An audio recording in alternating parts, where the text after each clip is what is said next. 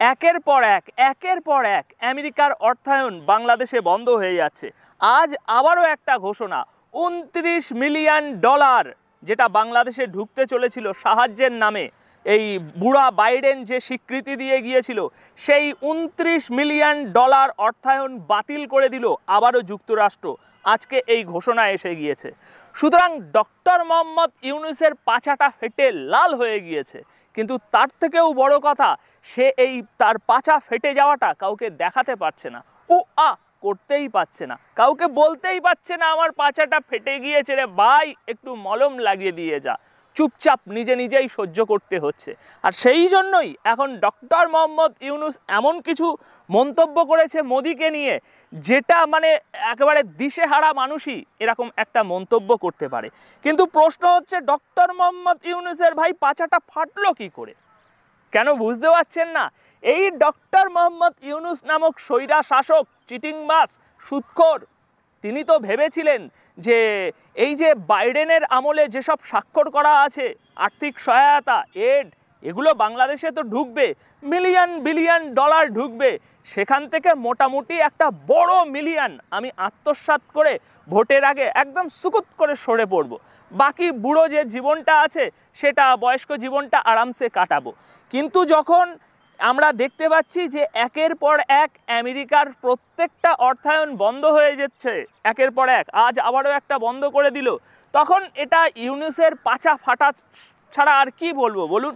তো সেই পাছা ফাটার যন্ত্রণায় কাউকে তো বলতে পারছে না, বললে একটু কষ্টটা কম হয়, কিন্তু যখন কাউকে কোনো কিছু বলা যায় না তখন কষ্টটা দুগুণ চারগুণ বাড়ে। সেই জন্য ডক্টর মোহাম্মদ ইউনূস এখন মোদি সাহেবকে এমন একটা মন্তব্য করেছে, যেটা শুনলে আপনি ভাই তাক লেগে যাবে, যে একজন রাষ্ট্রপ্রধান, যতই চিটিংবাজ হোক, সুদখোর হোক, তিনি তো যাই হোক বাংলাদেশের এখন প্রধান সিটে বসে আছে, তাই না? একজন প্রধান রাষ্ট্রপ্রধান, তিনি তার মুখ থেকে এরকম ধরনের মানে মানে ছোট লোকের মতো কথা কি করে বের করে আমি তো ভেবে পাচ্ছি না। আজ পর্যন্ত কোনো রাষ্ট্রপ্রধানের এরকম আচার ব্যবহার আমি দেখিনি বা কোথাও পড়িনি। ডক্টর মোহাম্মদ ইউনূস গতকাল শনিবার রাজধানীর বেইল রোড ফরেন সার্ভিস একাডেমিতে জাতীয় ঐক্যমত কমিশনের এই যে রাজনৈতিক দলের যে প্রথম বৈঠক হয়েছে, সেখানে বলছে যে এক পক্ষ সুবিধা করতে পারছে না, পদে পদে তারা ব্যাহত হচ্ছে, বহুবার প্রচারণা করে গেলেও টিকতে পারছে না তারা, শেষ পর্যন্ত মার্কিন প্রেসিডেন্ট ডোনাল্ড ট্রাম্পের কাছে অপপ্রচার চালাতে গিয়েও পারেনি তারা। আমি তো ভেবে পাচ্ছি না ডক্টর মোহাম্মদ ইউনূস এরকম একটা মন্তব্য কি করে দেন। তিনি একজন গোল্ড মেডেলিস্ট হয়ে এরকম নিম্ন মানসিকতার পরিচয় কি করে দেন, যে তিনি সরাসরি একটা দেশের প্রধানমন্ত্রীর দিকে এইভাবে আঙুল তুলছে। এখন জামাত শিবির, তোমাদের বুদ্ধিতে ঢুকবে না আমি ঠিক কি বলতে চাইছি। একজন রাষ্ট্রদক্ষ কোনোদিন এরকমভাবে মন্তব্য করতে পারে না সরাসরি আর একটা রাষ্ট্রদক্ষের দিকে, কারণ তিনি তো সরাসরি বলছে যে পদে পদে তারা ব্যাহত হচ্ছে, বহু প্রচারণা করেও গল্প টিকাতে পারছে না, শেষ পর্যন্ত মার্কিন প্রেসিডেন্ট ডোনাল্ড ট্রাম্পের কাছে অপপ্রচার চালাতে গিয়েও পারেনি তারা। মানে মোদি যে এই মার্কিন প্রেসিডেন্টের ওখানে যে একটা মানে আলোচনা, ওই তর্ক বিতর্ক হয়েছে, যে একটা জমাটি বিষয় হয়েছে, সেটাকে ডাইরেক্ট নিয়ে এরাভাবে কথা বলছে। কিন্তু একজন রাষ্ট্রপ্রধান কিভাবে এই রকম কথা বলতে পারে? এই কথা তো আমাদের মতো যারা গণমাধ্যমে কাজ করি, সংবাদ পরিবেশন করি, তারা বলতে পারি, কিংবা ছোটোখাটো নেতা মন্ত্রী তারা বলতে পারে। এরকম সাধারণ মানুষ বলতে পারে যে মোদি এই, ইউনূস এই, কোনো ব্যাপার না। কিন্তু একজন প্রধানমন্ত্রীর জায়গায় বসে কিভাবে আরেকটা দেশের প্রধানমন্ত্রীর দিকে এইভাবে আঙুল তুলতে পারে, কোনো প্রমাণ ছাড়াই? সুতরাং বুঝতে পারছেন ঠিক কতটা ফাটা ফাটছে ইউনূসের, যার জন্য ইউনূস এখন এই সমস্ত কিছু বলতে বাধ্য হচ্ছে। তিনি বলছে, দেশ ও দেশের জনগণ ও রাজনৈতিক দল ছাড়াও আন্তর্জাতিকভাবে সরকারের সমর্থন গড়ে উঠেছে উল্লেখ করেছেন তিনি। তা আন্তর্জাতিক যখন সমর্থন গড়ে উঠেছে, তাহলে ইউনূস চাচা ডাইরেক্ট ট্রাম্পের কাছে না গিয়ে দেশের সম্মান বিসর্জন দিয়ে আমেরিকার একজন ব্যবসায়ীর গিয়ে তেল মাখানো হচ্ছে কেন? এলন মাস্কের তেল মাখানো হচ্ছে কেন? আমেরিকার ব্যবসায়ীর গোড়ায় তেল মাখানো হচ্ছে কেন? ডাইরেক্ট ট্রাম্পের সাথেই তো কথা বললে ঠিক হয়, তাই না? নাকি ট্রাম্পের সামনে দাঁড়ানোর মুখ নেই, তাই মাস্কের থ্রু ট্রাম্পের কাছে পৌঁছানোর চেষ্টা চলছে, তাই না? এদিকে আপনি এলন মাস্কের সাথে বিশাল বন্ধুত্ব ফোন আলাপ করেছেন এই গতকাল পরশু দিন, আর আজকেই এলন মাস্ক একদম ঝামা ঘষে দিয়েছে আপনার মুখে। বন্ধুরা, বাংলাদেশে $29 মিলিয়ন অর্থায়ন বাতিল করলো যুক্তরাষ্ট্র, কিন্তু এই সিদ্ধান্ত কে নিয়েছে জানেন? এই সিদ্ধান্ত নিয়েছে আপনার ওই ডোনাল্ড ট্রাম্পের ঘনিষ্ঠ মিত্র ইলন মাস্ক নেতৃত্বাধীন department of government efficiency DOG এই তথ্য দিয়েছে। মানে ডোনাল্ড ট্রাম্পের অধীনে এলন মাস্কের যে একটা টিম আছে, যাদের কাজ হচ্ছে দেশে বাইরে কোথায় কি অর্থ প্রদান করা হচ্ছে, দেশের যে ট্যাক্সের টাকা আমরা নিচ্ছি, জনগণের ট্যাক্সের টাকা নিচ্ছি, সেগুলো দেশের বাইরে কোথায় কিভাবে খরচ করা হচ্ছে, সেই খরচ কমানোর জন্য যে টিমটা বানিয়েছে ডোনাল্ড ট্রাম্প, সেই টিমের যে প্রধান এলন মাস্ক, সেই এলন মাস্ক এই $29 মিলিয়ন পুরোপুরি ঘ্যাচাংফু করে দিয়েছে। সুতরাং এলন মাস্ক বিশাল একটা সম্পর্ক আপনার গড়ে আসলেন দুবাই থেকে, কিন্তু আজ দুদিন হতে না হতেই একদম গালে সাঁটিয়ে দিয়েছে। এদিকে আপনাদেরকে আরেকটা এই ইউনুস বাবার ভণ্ডামির চিত্র দেখাই। বন্ধুরা, ভালোবাসা দিবস, ভ্যালেন্টাইন্স দিবসে একটা বর্বর কাণ্ড ঘটে গিয়েছে আপনার টাঙ্গাইলে। ভালোবাসা দিবসে ফুল বিক্রি করায় দোকান ভাঙচুর ও রেস্টুরেন্ট ভালোবাসা সব ভাঙচুর করা হয়েছে। এই যে দেখুন, এই দোকানটাকে পুরোপুরি ভাঙচুর করা হয়েছে, দেখতে পাচ্ছেন তো এই দোকানটাকে।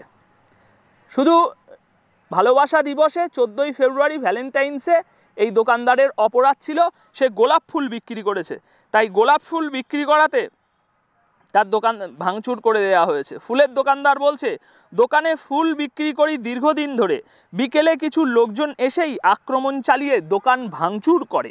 এই সময় তারা ফুলগুলো রাস্তায় ফেলে দেয়। ভালোবাসা দিবসে কেন ফুল বিক্রি করা হচ্ছে সেটাই অপরাধ। তো এই হচ্ছে বর্তমান বাংলাদেশের মানসিকতা। কিন্তু বর্তমান বাংলাদেশ যে মানসিকতায় চলছে, তাদের যে পৃষ্ঠপোষক, তার একটা ছবি আপনাদেরকে দেখাই। বন্ধুরা দেখুন, এই ছবিটা ভালো করে দেখুন, একেবারে গোলাপ ফুলের তোড়ার মধ্যে বসে আছে। ভালো করে দেখুন, ভ্যালেন্টাইন্স ডে গোলাপ ফুলের তোড়ার মধ্যে বসে আছে। এটা কোথায় জানেন? এটা হচ্ছে ভ্যালেন্টাইন্স ডে ইন দুবাই, 14ই ফেব্রুয়ারি। ডক্টর মোহাম্মদ ইউনুস এভাবে দাঁত ছাড়াতে একেবারে ভ্যালেন্টাইন্স ডের দিন গোলাপ ফুল ঘিরে বসে রয়েছে। সুতরাং বুঝতে পারছেন, একদিকে বিদেশে বসে doctor Mohammad Yunus Valentine day উদযাপন করছে, অন্যদিকে আমাদের বাংলাদেশে উগ্রবাদীরা গোলাপ ফুল বিক্রি করছে দোকানদার, সেই গরিব দোকানদারের মেহনতের যে পুঁজি সেটাকে ধ্বংস করে দিচ্ছে। আমাদের এই ইউনুস সাহেব কিসে গোল্ড মেডেল পেয়েছে? শান্তিতে একটা গোল্ড মেডেল পেয়েছে, কিন্তু সেটা কিসে? অর্থনীতিতে। তাছাড়া তার তো আর কোথাও কোনো যোগ্যতা নেই, তাই না? অর্থনীতি নিয়ে তিনি নাকি ভীষণ পড়াশুনো করেছে, গ্রামীণ ব্যাংক ট্যাঙ্ক করেছে, বিশাল একটা নাম শুনেছি অর্থনীতিতে। তা বাদে আর কোনো সেক্টরে, আর কোনো দিকে তার কোনো অবদান আছে বা যোগ্যতা আছে বলে তো শুনিনি, কেবল অর্থনীতি। কিন্তু সেই অর্থনীতিতেই তিনি একজন একেবারে লাস্ট বেঞ্চার, অর্থনীতিতেই ফেল মেরেছে, অর্থনীতির কোনো ধারণাই নেই তার। সেটাও আজ আমি আপনাদের সামনে প্রমাণ করে দিই।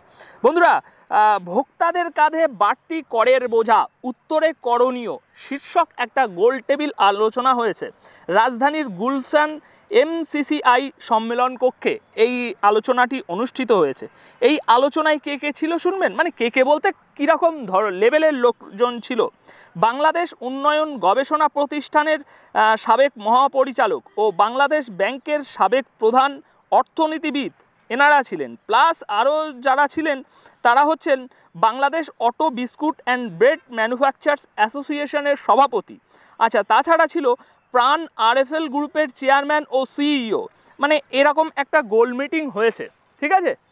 এরকম একটা গোল মিটিং হয়েছে, আর এই পর্যায়ের সমস্ত লোকজন ছিল ওই গোল মিটিংয়ে। সেখানে এই গোল মিটিংয়ে যাদের নাম বললাম, তারা অভিযোগ করছে অন্তর্বর্তী সরকার 6 মাস পূর্ণ হয়েছে। দুর্ভাগ্যজনকভাবে আমার মনে হয় এই সময়ে অর্থনীতিতে সফলতা নেই বললেই চলে। অর্থ তো যে দেশ চালাচ্ছে সে হচ্ছে অর্থনীতিতে গোল্ড মেডেল পেয়েছে, গোল্ড মেডেল, অর্থনীতিতে সে বিশ্বসেরা। অথচ গত 6 মাসে অর্থনীতিতে কোনো সাফল্যই আসেনি তার হাত ধরে। আমাদের মৌলিক সমস্যা যেমন উচ্চ মূল্যস্ফীতি অথবা প্রবৃদ্ধির ধীর গতি, এর কারণে অর্থনীতি অনেকটাই স্থবির হয়ে গিয়েছে। অন্যান্য যেসব সমস্যা আছে সেখানেও খুব একটা সফলতা নেই, ফলে অর্থনীতি ঘুরে দাঁড়াতে পারছে না। কি বুঝলেন?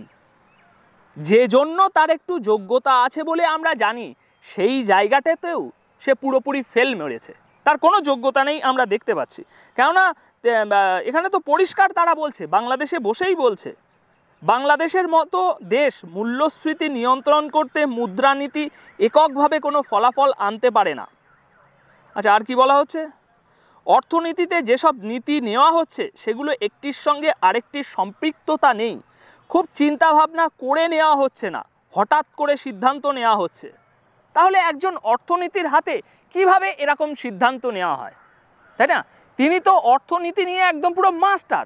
তাহলে গত 6 মাসে এনারা কিভাবে বলছেন যে গত 6 মাসে সফলতা, অর্থনীতিতে সফলতা নেই বললেই চলে? তাহলে মোহাম্মদ ইউনূস সাহেব, আপনার যোগ্যতাটা কিসে? আপনি গোল্ড মেডেল পেয়েছেন, তা আপনার যোগ্যতাটা কিসে? 6 মাসে না আপনি দেশে কোনো শান্তি ফেরাতে পেরেছেন, না 6 মাসে দেশের অর্থনীতিতে কোনো সফলতা এসেছে। এখানে তো পরিষ্কার দেশের লোকেরাই বলছে, বড় বড় বিজনেসম্যানরা বলছে, বড় বড় সরকারি আপনার সাবেক মহাপরিচালক তারা বলছে যে অর্থনীতিতে কোনো সফলতা আসেনি। তাহলে আপনি করলেনটা কি? করলেনটা কি এই 6 মাসে? আর আপনার যোগ্যতাটা ঠিক কি?